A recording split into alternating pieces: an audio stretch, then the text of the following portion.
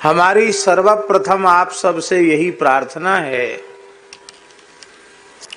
कि भगवान नाम संकीर्तन की जो अखंड सरिता यहाँ प्रवाहित हो रही है उसको कभी आप लोग शिथिल मत पड़ने देना, बंद मत होने देना। ये अनंत काल तक ऐसे ही महामंत्र का संकीर्तन इस क्षेत्र में होते रहना चाहिए।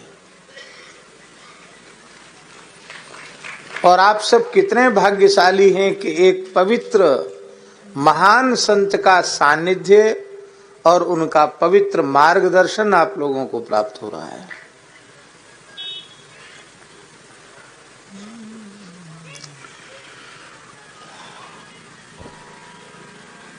आप सबको याद है, केवल हम आपको स्मृति दिला रहे हैं। इस कराल कलिकाल में केवल भगवान नाम ही ऐसा साधन है जो सर्वथा निर्दुष्ट साधन है, जिसमें कोई दोष नहीं है। देश काल की अतिशय विपरीत परिस्थिति के कारण, देश काल वस्तु सबकी अशुद्धि के कारण, सत्पात्रों के अभाव के कारण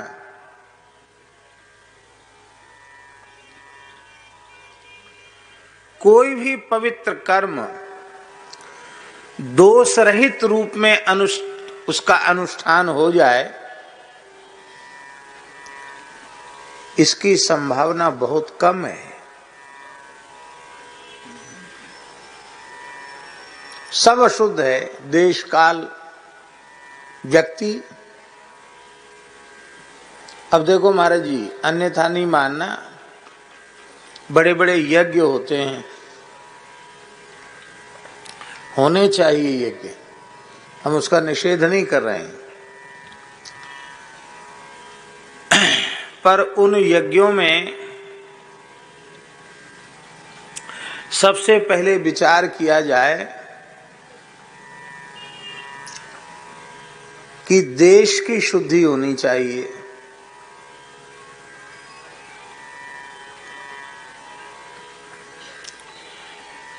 जिस धरती पर गोवध जैसा भयंकर पाप हो रहा है, भ्रूण हत्या जैसा भयंकर पाप हो रहा है, ब्रह्म हत्या, संत हत्या जैसे भयंकर पाप हो रहे हैं, अबलाओं को पीड़ित किया जा रहा है,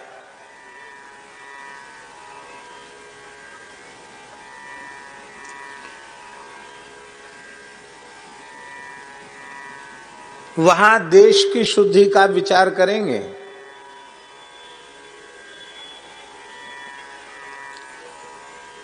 तो सबसे पहले देश शुद्ध नहीं है, वैदिक कर्म के योग्य नहीं है, अनुष्ठानों के योग्य नहीं है। काल की शुद्धि का विचार करेंगे तो अयंतु युग धर्मो ही कलि दावानले नाद्य साधनम भस्मतांगतम। कली का प्रचंड काल है, काल की भी अशुद्धि है। संपूर्ण वायुमंडल में पाप के परमाणु व्याप्त हो रहे हैं। जो हम लोग श्वास प्रश्वास के द्वारा जिसको ग्रहण कर रहे हैं, वो वायुमंडल भी पापमय है।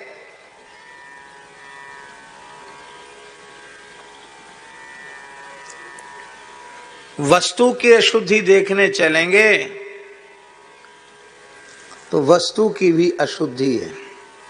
सबसे पहले यज्ञ में जिस घी का प्रयोग करते हैं वो बाजार का है।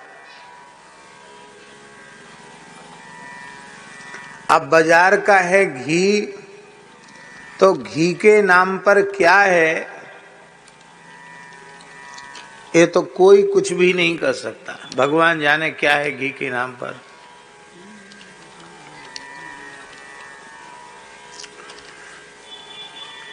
हमारे मौनी जी हैं चित्रकूट वाले, बहुत अच्छी गौ सेवा करते हैं, सामने बैठे हैं।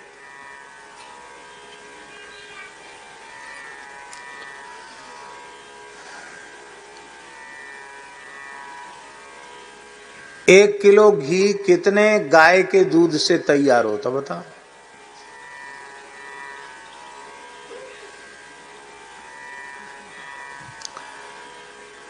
25 से 30 लीटर दूध में 25 से 30 लीटर दूध, उसको बढ़िया से ओटा करके जमाया जाए और उसको फिर बिलोया जाए, तब 1 किलो घी निकलता है। कितना? 25 से 30। वैसे 30 लीटर का ही परिमाण ठीक है। 25 का हम इसलिए बोल रहे हैं कि किसी किसी गाय के दूध में घृत की मात्रा अधिक होती, वसा की मात्रा, इस दृष्टि से हम बोल रहे हैं। अन्यथा सामान्य 30 लीटर दूध में 1 लीटर घी तैयार होता है।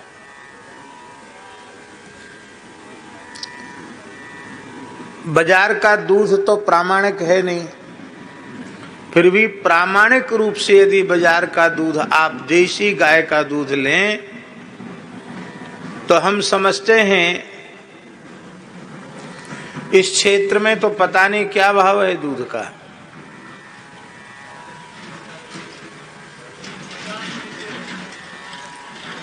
शुद्ध देसी गाय का दूध, चलो तब भी ठीक है। तो हमारे यहाँ वृंदावन में शुद्ध देसी गाय का दूध, शुद्ध प्रामाणिक 80 रुपए लीटर है। कितना? बाजार का तो 60-70 भी मिल जाएगा, पर शुद्ध देसी गाय का दूध 80 रुपए लीटर है।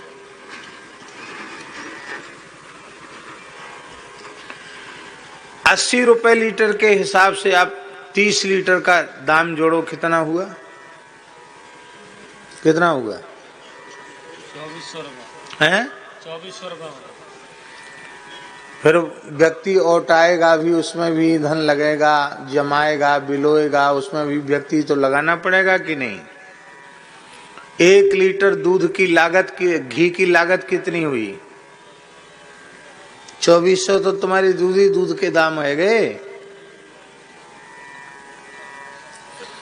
कुल मिला के बात यह है कि प्रामाणिक रूप से भारतीय देसी गाय का दूध आप प्राप्त करना चाहें, जो उससे घी निकालने की पद्धति है, उस पद्धति से घी आप निकालें तो फायदा आपको तब होगा जब आप 3000 रुपए लीटर घी बेचेंगे। कितना? 3000 रुपए लीटर बेचेंगे तो आपको फायदा होगा। 2000 रुपए लीटर बेचेंगे तो घाटा होगा।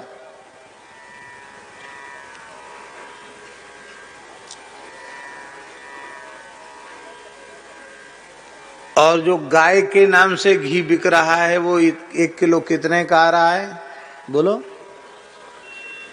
है 500 रुपए का आ रहा है।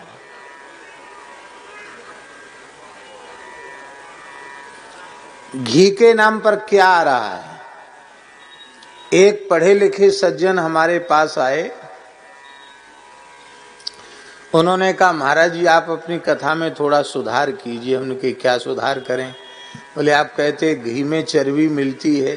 अब ये बात कहने की जरूरत नहीं है, चर्बी का ही घी बन जाता है, उसमें 1 बूंद घी की जरूरत नहीं है, चर्बी का घी बनो। चर्बी का घी? बोले हाँ, आप आज्ञा दीजिए, मैं आपके सामने चर्बी का घी बनाकर दिखाता हूं और कोई भी दुनिया की मशीन चेक कर ले, घी निकलेगा वो, और 1 बूंद घी उसमें नहीं।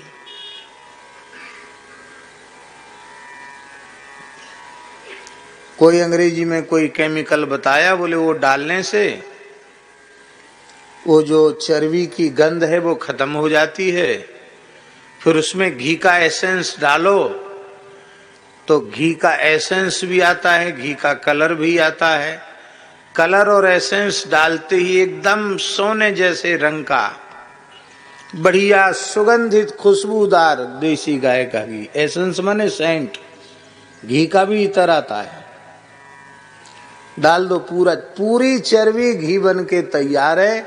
आप जितने भाव चाहो बेच लो अपने विश्वास के आधार पर।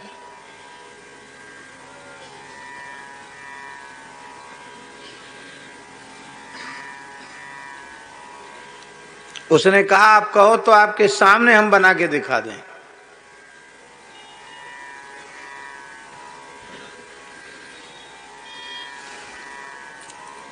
स्कंद पुराण में लिखा है, अनेक ग्रंथों में लिखा है, देव कार्य और पितृ कार्य में भैंस के घी का दूध का प्रयोग हो जाए तो देव कार्य और पितृ कार्य दोनों नष्ट हो जाते हैं। देवता उस आहुति को नहीं लेते हैं, पितर उस श्राद्ध को पिंड आदि को नहीं लेते हैं। भैंस के दूध दही घी का प्रयोग होते ही। जर्सी तो भैंस से उगई बीती है और बाजार के दूध में पता नहीं डिटर्जेंट पाउडर का बना रहे हैं कि क्या मिला के बना रहे हैं, ये तो भगवान जाने। कैसे घी बना रहे हैं ये भगवान जाने। और वही चीज हम यज्ञ के नाम पर स्वाहा स्वाहा कर रहे हैं। तो वस्तु की शुद्धि हुई,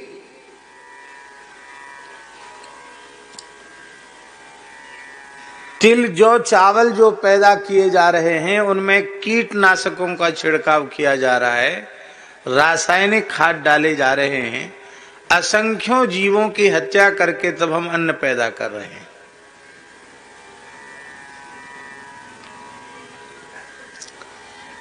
वो भी तामसी है, विषयुक्त है। प्राचीन पद्धति है देसी गाय के गोबर से उत्पादित अन्न। अन्न भी अशुद्ध है। फिर यहाँ तो बहुत बढ़िया से हो रहा है, सब काम अच्छा हो रहा है, लेकिन जहाँ हजार हजार कुंड के यज्ञ बन रहे हैं, 1000 कुंडी यज्ञ, वहाँ ट्रकों के ट्रकों साकल्य का सामान आ रहा है, उसको बिना धोए, बिना अमनिया किए, बिना सुखाए, और जैसे मशीन बनती है ऐसे मशीन में कारखाने में जैसे काम चले ऐसी साकल्य बना के तैयार, और स्वाहा स्वाहा स्वाहा। कौन स्वाहा करने लायक है, कौन स्वाहा करने लायक नहीं है, इससे कोई लेना देना नहीं। किसे यज्ञ में आहुति देना चाहिए, किसे नहीं देना चाहिए, इसका कोई विचार नहीं।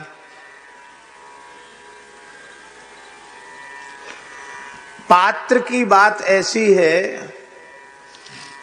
कि कुंड की बोली लगती है। प्रधान कुंड के यजमान की बोली इतने लाख, 2 नंबर 3 नंबर के कुंड की बोली इतनी। बोली का मतलब है धन ही व्यक्ति की पात्रता का मापदंड है। बुरे से बुरा काम करने वाला व्यक्ति अधिक बोली लगाता है तो उसे ही यजमान बनाया जाएगा, चाहे वो मांस बेच के पैसा कमाता हो, चाहे शराब बेच के पैसा कमाता हो। धनवान है और उसने यदि सबसे अधिक धन दिया है तो वही यज्ञ में यजमान बनने का अधिकारी है।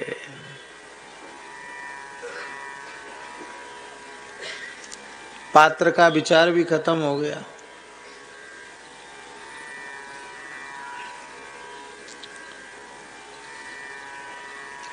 यजमान में पात्रता नहीं है ये तो ठीक है,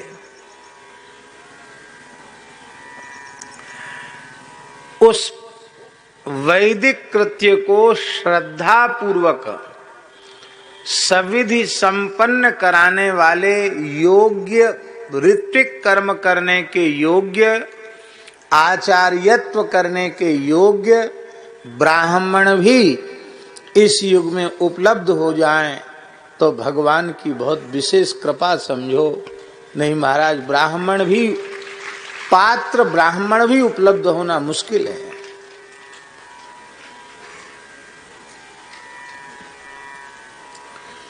स्वामी जी सब चीज मिलावटी है।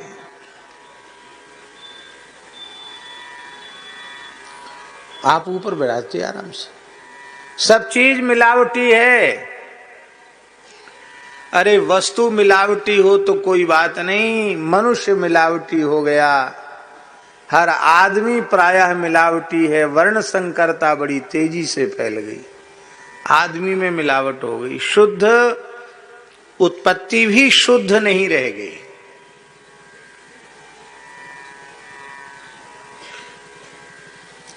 ऐसी विकट परिस्थिति में यदि कोई शुद्ध तत्व है तो वह क्या है?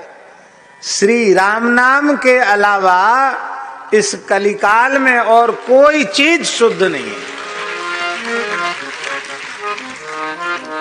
केवल हरि नाम, कृष्ण नाम, राम नाम, भगवन नाम को छोड़कर सब अशुद्ध है।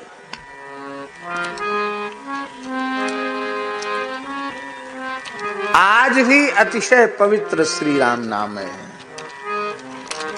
और आगे भविष्य में भी, और भयंकर से भयंकर युग आ जाने पर भी,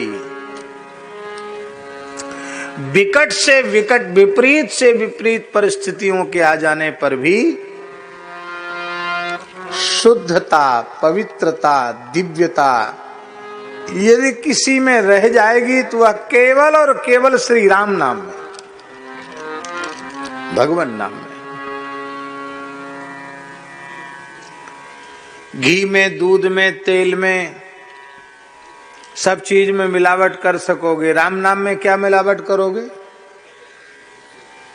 कलयुग नहीं, कलयुग का बाप आ जाए तो भी राम नाम में क्या मिलावट करोगे? बोलो।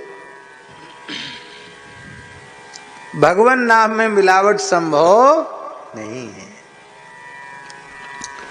तो कितना श्रेष्ठ, कितना सरल, कितना सस्ता साधन हम लोगों को मिला है, जिसमें कोई खर्चा नहीं है, बस केवल प्रेम से हरे राम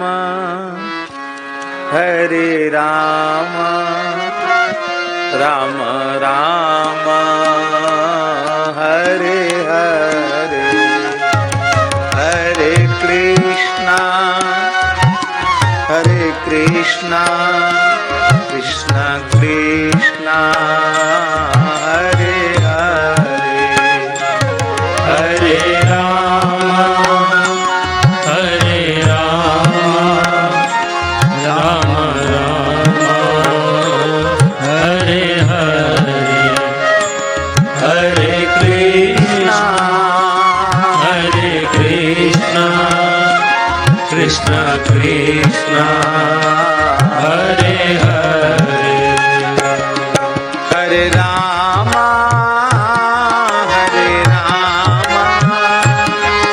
राम राम हरे हरे,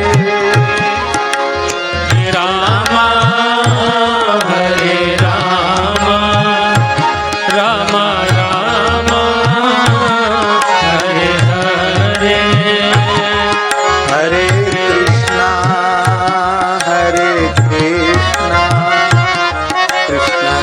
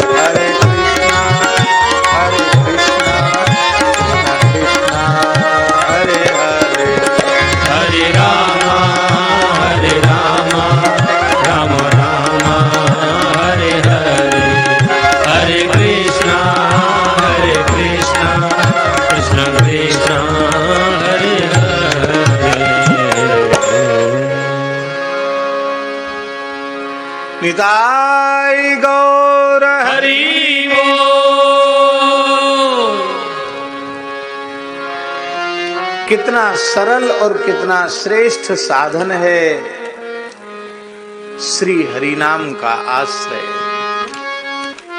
और 1 वर्ष 2 वर्ष नहीं, लगातार 29 वर्षों से इस पवित्र स्थान में पूज्य स्वामी जी के अथक प्रयास से और पूर्वाचार्य चरणों की, गुरुजनों की अनंत कृपा से, श्री ठाकुर जी की अहेतु की कृपा से इतने लंबे समय से यहाँ अखंड हरिनाम संकीर्तन चल रहा है। यहाँ का कण कण अत्यंत पवित्र है।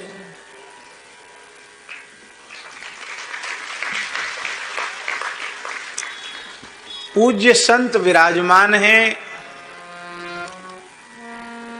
यह दास केवल इसी आकर्षण से यहाँ आया है कि इस धरती पर, यहाँ के पवित्र स्थान में 29 वर्ष से अखंड कीर्तन हो रहा है। जो भी संकीर्तन में तन से, मन से, धन से, वचन से सहयोग करते हैं, उन सबको हम बड़ी श्रद्धा पूर्वक प्रणाम करते हैं।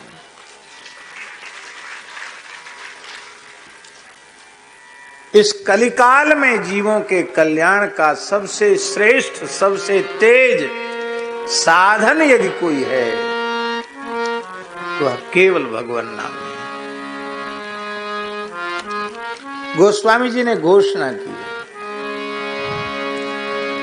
एक ही साधन सब रिद्धि सिद्धि साध रे। एक ही साधन सब रिद्धि सिद्धि साध रे। भलो जो है कुछ जो है दाहिनो जो बाम रे। भलो जो है कुछ जो है दाहिनो जो बाम रे। राम नाम ही सो अंत सब ही को काम रे। राम नाम ही सो सब ही को काम रे। राम जप राम जप राम जप बावरे। राम जप राम जप राम जप पावरे। घोर भव निरनिधि नाम निज नावरे। और भव नीर नाम निज नाम रे। राम जप राम जप राम जप बावरे। राम जप राम जप राम जप बावरे। सभी मार्ग अच्छे हैं, पात्र के भेद से सब ठीक है, लेकिन कलिकाल में केवल जीव के कल्याण का सबसे सरलतम और श्रेष्ठतम साधन है तो वह केवल और केवल श्री राम नाम है।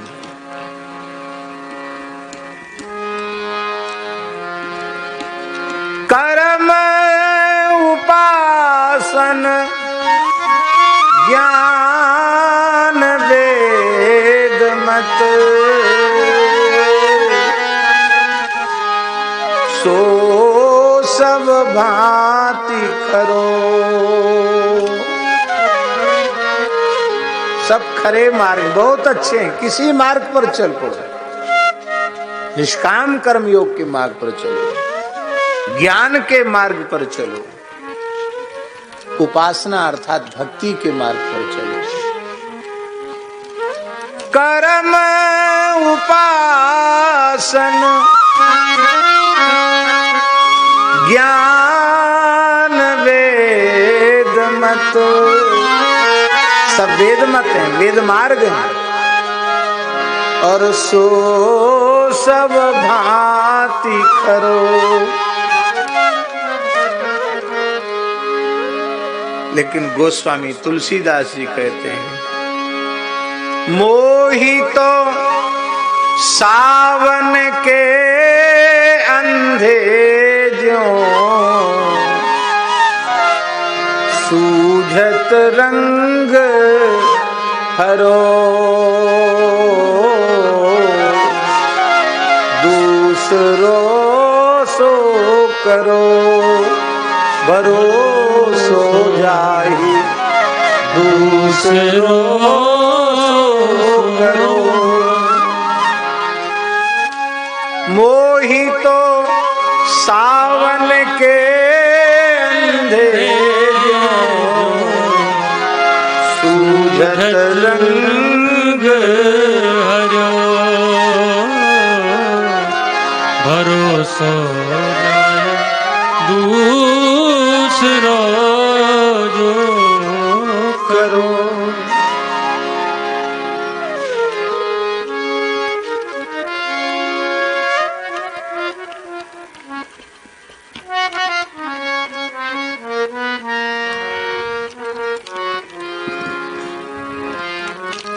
कल श्री भक्तमाल जी का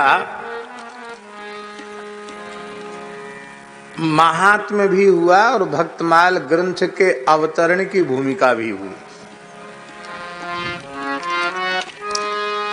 ग्रंथ के अवतरण का प्रयोजन, ग्रंथ के अवतरण का काल,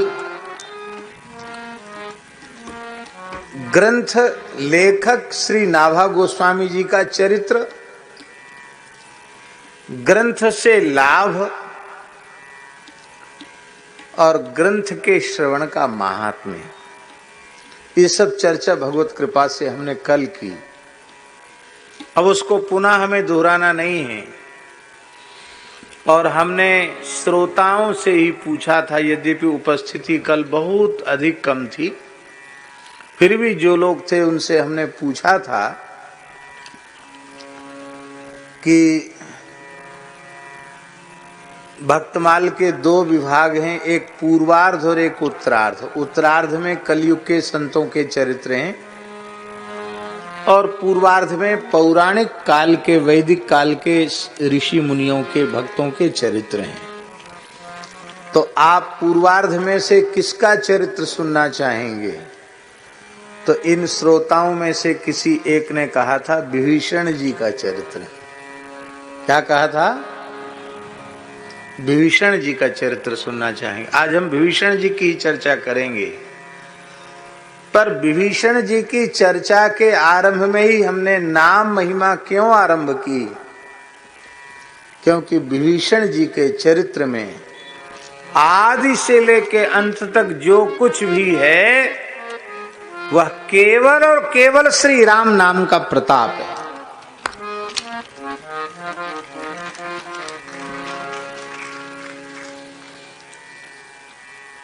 स्वामी जी, हमारे पूज्य गुरुदेव कहते थे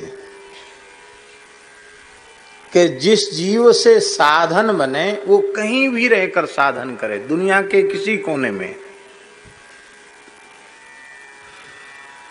उसके लिए आग्रह नहीं कि अमुक जगह रहो, साधन बनता है जहां साधन बने वहां रहो। कहीं भी रहकर साधन किया जा सकता है, धरती के किसी कोने में रहकर साधन किया जा सकता है।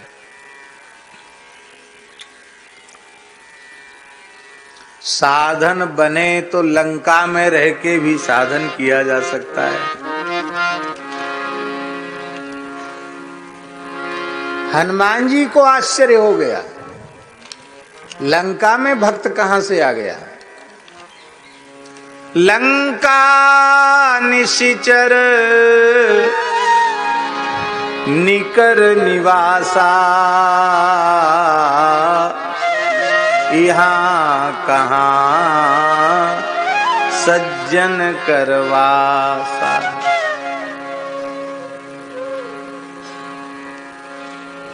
ओ मन महु तर्क करे कपिलागा, ते ही समय विभीषण जागा। लक्ष्मण हनुमान जी तर्क वितर्क कर रहे हैं, विभीषण जी के उठने का समय हो गया।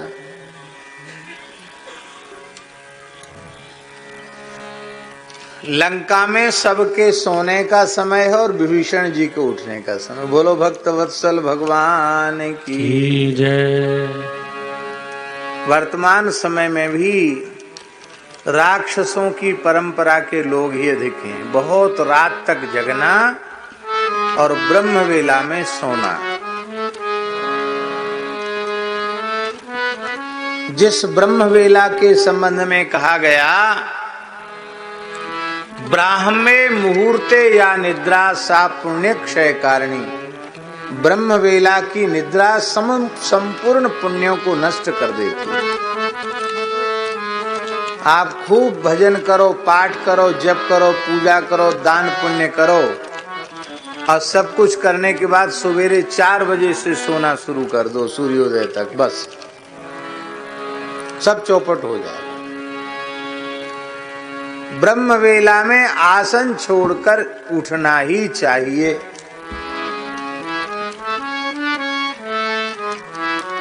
आसन का त्याग कर देना चाहिए।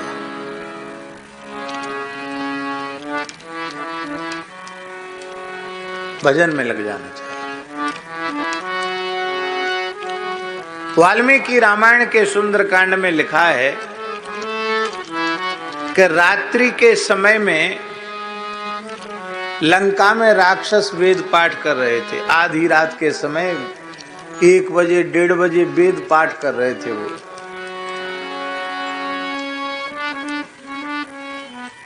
वाल्मीकि रामायण के सुंदरकांड में लिखा है, ब्रह्म राक्षसों के वेद घोष को रात्रि को 1-1:30 बजे रात्रि को अर्धरात्रि के वेला में हनुमान जी ने वेद पाठ सुना। बड़े कर्मकांडी थे महाराज, वो कम नहीं थे। तो रात को तो करते थे वेद पाठ, हो सवेरे जब जगने का समय तब सब सो जाते थे। तो लंका में सबके सोने का समय और विभीषण के जगने का समय। मन महु तर्क करे कपिलागा, ते ही समय विभीषण जागा। विभीषण जग गए। एक बात तो पक्की हो गई कि नहीं कि ब्रह्म वेला में जगने का फायदा क्या है। यदि विभीषण जी भी सोते रह जाते तो हनुमान जी का दर्शन नहीं होता। ब्रह्म वेला में जगने वाले को निष्ठा पूर्वक जो जगता है उसको अवश्य किसी न किसी दिव्य महापुरुष का दर्शन हो ही जाएगा। नहीं भी होगा तो वो ब्रह्म वेला का काल दिव्य महर्षियों के विचरण का काल होता है। उस समय उनकी दृष्टि भी हमारे ऊपर पड़ जाएगी। हम भजन में साधन में लगे हुए हैं तो उनकी दृष्टि पड़ने से ही हम निहाल हो जाएंगे।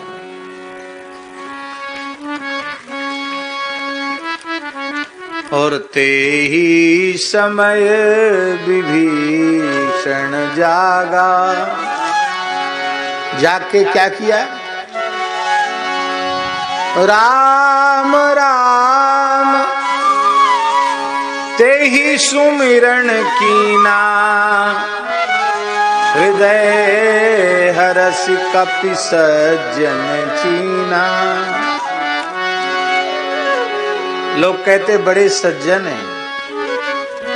किसी किसी व्यक्ति के बारे में कहते हैं ना, अरे तो बड़े सज्जन है, बहुत सज्जन है। पर सज्जन की परिभाषा क्या है?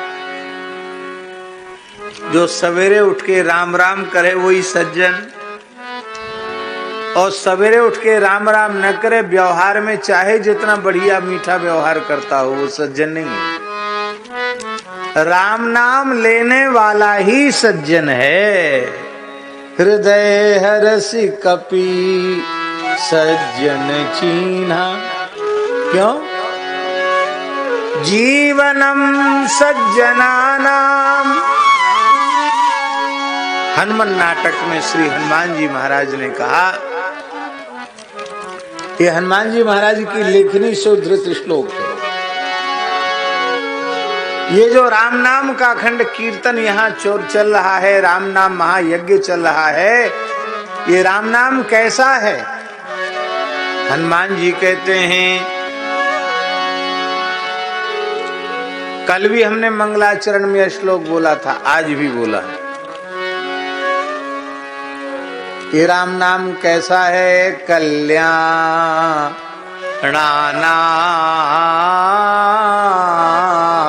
निधानम।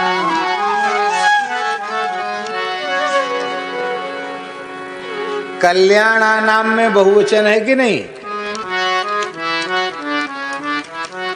कल्याणानाम में बहुवचन है, माने कल्याणकारी वेदादि शास्त्रों में कल्याणकारी जितने साधन कहे गए हैं, उन समस्त साधनों में श्री राम नाम से बढ़कर कल्याणकारी और कोई दूसरा साधन नहीं है। कल्याणानाम निधानम।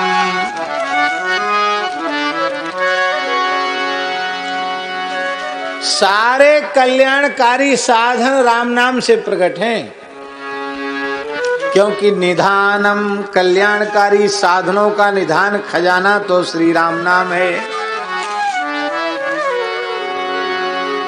बिना राम नाम के कोई कल्याणकारी साधन प्रकट हो ही नहीं सकता। इसका आशय जुगल शरण जी, सीधा सच्चा आशय ये है कि चाहे ज्ञान योग के साधन हो, सांख्य योग के साधन हो, अष्टांग योग के साधन हो, हठ योग के साधन हो, राजयोग के साधन हो, निष्काम कर्म योग के साधन हो, भक्ति योग के साधन है, संपूर्ण कल्याणकारी साधनों की उत्पत्ति श्री राम नाम से है। इस बात को भी हम भगवत कृपा से, गुरु कृपा से सिद्ध करने का प्रयास करेंगे। कैसे? कल्याणानाम निधानम। कल्याणकारी जितने साधन हैं उनका निधान है राम नाम। राम नाम से ही सब कल्याणकारी साधन प्रकट हुए हैं।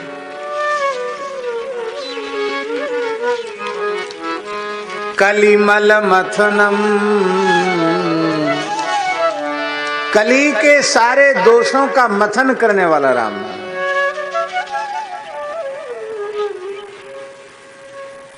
देखो,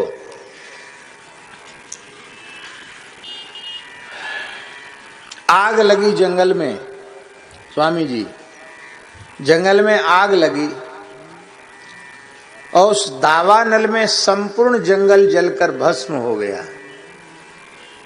खाक हो गया, राख हो गया। लेकिन वृक्ष तो जल गए, पर वृक्ष की जड़ है, अभी गहरी जड़ें हैं। और फिर आग ठंडी भई, वर्षा काल आया, पानी बरसा और खूब धरती ठंडी हो गई, धरती में नमी आ गई और जड़ तक जब पानी पहुंचा तो धीरे धीरे उसी से वृक्ष उत्पन्न होने लग जाता कि नहीं? शाखा प्रशाखाएं उत्पन्न होने लग जाती है। क्यों? क्योंकि उसकी जड़ है ना। जड़ जब तक रहेगी तब तक वो वृक्ष उत्पन्न होता रहेगा।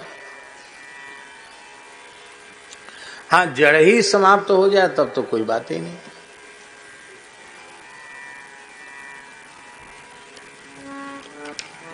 पद्म पुराण में लिखा है, साधनों का जो समुदाय है वो जंगल के समान है, वन के समान है,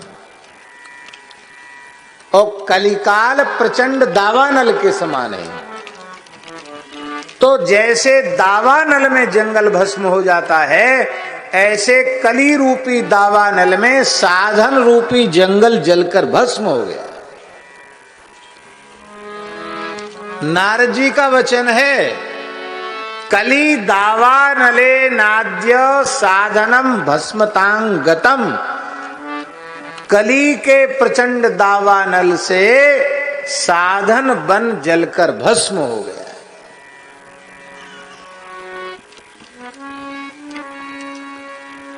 अब जिस साधन का आश्रय लेकर हम अपना कल्याण करने वाले थे, वो तो साधन वृक्ष ही जल गया। न पेड़ रहा, न डाली रही, न पत्ती रही, न फूल रहा, न फल रहा। अब बचा क्या? क्या बचा बोलो? जड़ बची। अब हमने जड़ का आश्रय लिया तो फिर से उसमें से अंकुरण होगा कि नहीं होगा? साधन का आप आश्रय तो तब लेंगे जब साधन बचाओ। साधन तो जलकर भस्म हो गया, लेकिन संपूर्ण साधनों का निधान, संपूर्ण साधनों की जड़ हरि नाम है। इसलिए मूल का आश्रय लो, भगवान नाम का आश्रय लो, श्री हरि नाम का आश्रय लो। श्री सीताराम जी महाराज की जय। एक कुर्सी लाओ महाराज जी के लिए उधर। हाँ,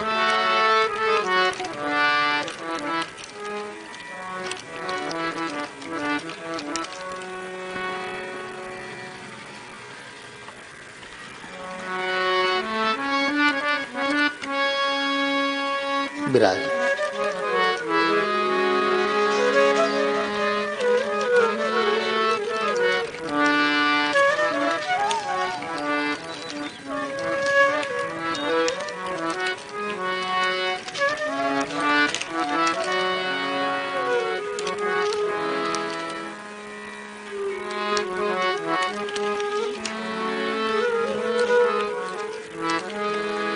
कलिदावानले नाद्य साधनम भस्मताम गतम।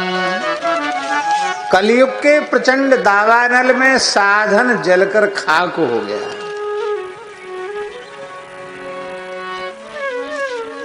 लेकिन उसकी जड़ है। जड़ क्या है? संपूर्ण साधन बन, साधन समुदाय वो बन के समान है, और कलयुग की प्रचंड आग दावानल के समान है। इस दावानल में साधन बन जलकर भस्म हो गया, किंतु अभी भी उस साधन बन के पुनः अंकुरित होने की, वृक्ष होने की, पुष्पित होने की, पल्लवित होने की, फलित होने की संभावना है। कैसे संभावना है? क्योंकि उसकी जड़ अभी है। उस जड़ का सिंचन किया जाए तो वो वृक्ष पुनः हरा भरा हो जाएगा। और वह जड़ क्या है? श्री हनुमान जी कह रहे हैं, जड़ है श्री राम नाम। कल्याणानाम निधानम। कल्याणकारी जितने साधन हैं, उन साधनों का मूल श्री राम नाम। सब वहीं से उत्पन्न होते हैं।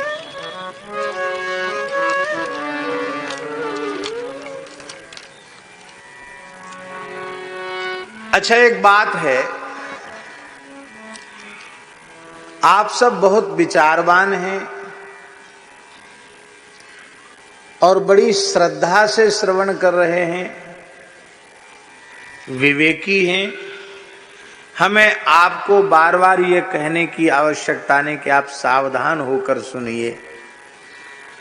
लेकिन फिर भी जो बात हम कहने जा रहे हैं उसके श्रवण में थोड़ा भी प्रमाद हुआ तो बात समझ में नहीं आएगी। इसलिए हम बड़ी विनम्रता से निवेदन कर रहे हैं कि आप सावधान होकर ध्यान देकर उसको सुने जो हम कहना चाहते हैं।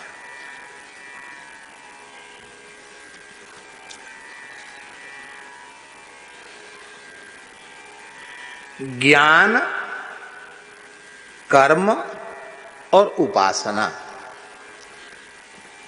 ये तीन मार्ग ही जीव के लिए परम कल्याणकारी मार्ग हैं। ज्ञान मार्ग, कर्म मार्ग और उपासना, जिसको भक्ति मार्ग कहते हैं। ज्ञान, कर्म और उपासना माने भक्ति।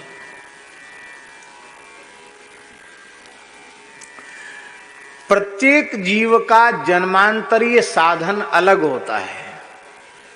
उस जन्मांतरीय साधन के अनुसार उसके अंतःकरण का निर्माण होता है और वह अपने पूर्व साधन से संस्कारित अंतःकरण के अनुरूप ही साधन में प्रवृत्त होता है। चाहे ज्ञान मार्ग का साधन हो, चाहे कर्म मार्ग का साधन हो, अथवा भक्ति मार्ग का साधन हो।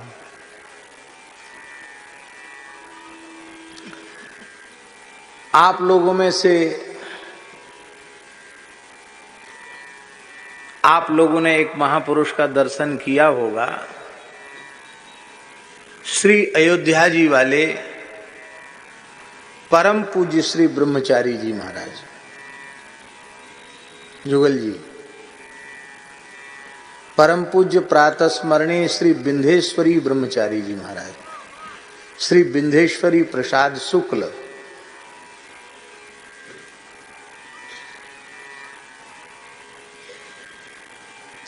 इस युग के वे ऋषि थे और अब तो उनका साकेतवास हो गया। अपने काल के भारतवर्ष के पूर्व मीमांसा विषय के, कर्म कांड के विषय के, वेद के विषय के इस भारतवर्ष के सर्वोपरि विद्वान थे।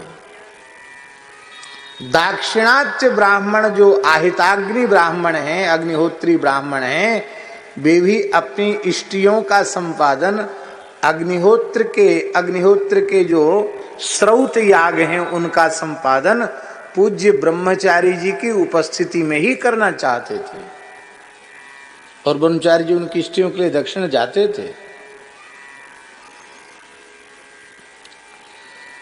उनकी कर्म कांड में ऐसी निष्ठा क्यों थी? आप पूछ सकते हैं कि नहीं? बचपन से ही अयोध्या जी में रहे, वो आखिरी क्षण तक अयोध्या जी में रहे, एक से एक दिव्य भगवत प्राप्त संतों का संग किया उन्होंने और वे स्वयं भी भगवत प्राप्त ही थे हमारी अपनी श्रद्धा के अनुसार। लेकिन उनकी कर्म मार्ग में इतनी निष्ठा क्यों थी? इसका उत्तर आप दे सकते हैं? इसका उत्तर यही है कि वे पूर्व जन्मों में भी कर्म मार्ग के ही श्रेष्ठ साधक थे। उन्हें अपने कई जन्मों की स्मृति थी। ब्रह्मचारी जी को जाति स्मृत थे वो, और उन्होंने कई जन्म पूर्व ये निश्चय किया था कि संपूर्ण जगती तल पर जब तक पुनः वैदिक धर्म प्रतिष्ठित नहीं हो जाएगा तब तक हम बार बार जन्म लेकर वैदिक धर्म का पालन करते रहेंगे। उनको अपने कई जन्मों की स्मृति थी। विलक्षण मेधा ऋषि ही थे वो।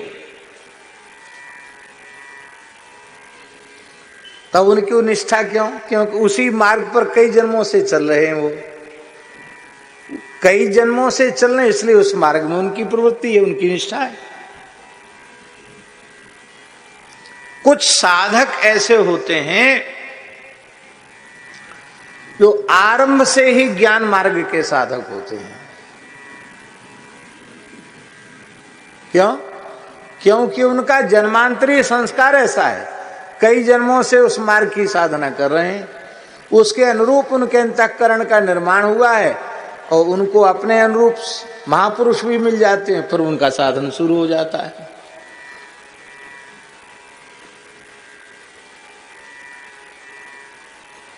जहां हम लोग बैठे हैं, इस परंपरा के जो दिव्य महापुरुष हैं, श्री स्वामी अखंडानंद जी महाराज, श्री स्वामी भूमानंद जी महाराज, कैसे जीवन मुक्त उच्च कोटि के ज्ञान मार्ग के साधक थे, सिद्ध थे, क्या कहें उनके संबंध में।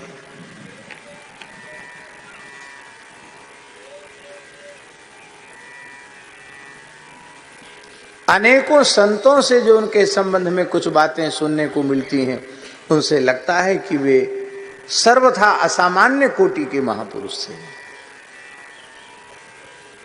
और उनका जन्मांतरीय साधन ऐसा। किसी किसी को देखेंगे उनका जन्मांतरीय साधन केवल भगवान की उपासना का है, भक्ति का है। हमारे श्रीधाम वृंदावन में परम पूज्य श्री सुदामा दास जी महाराज बहुत उच्च कोटि के महापुरुष थे, सिद्ध पुरुष थे, बहुत अच्छे महात्मा थे।